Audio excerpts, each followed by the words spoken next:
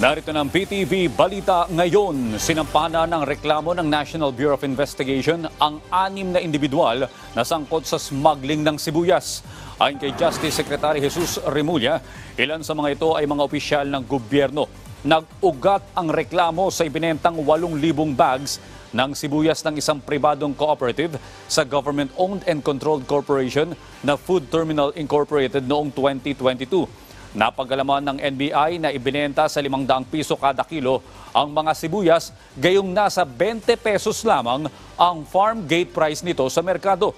Nadiskubre din ng DOJ na strategy ng smuggler na magsumite ng 3 proposal sa bidding kung saan 2 sa mga ito ay pineke upang mapunta ang award sa isang preferred buyer.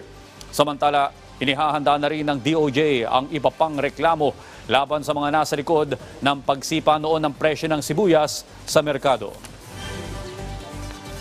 Samantala, mananatili pa rin ipinatupad ang Executive Order No. 39 o price cap sa bigas. Ang pahayag ay ginawa ng DTI o ni DTI Secretary Alfredo Pascual kasunod ng anunsyo ni Pangulong Ferdinand R. Marcos Jr. na magdadagdag sa buong ito ng 1.4 million metric tons ng bigas mula sa lokal na magsasaka. Ayon kay Pascual, patuloy nilang imomonitor ang pagsunod sa EO39 hanggat hindi ito inaalis ng Pangulo.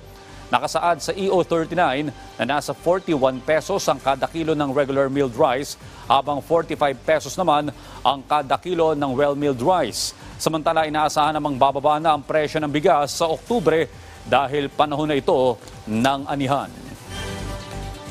At yan ang mga balita sa oras na ito. Para sa iba pang update, i-follow tila kami sa Facebook at Twitter sa @PTVPH. Ako po si Audrey Goriseta. Magandang umaga.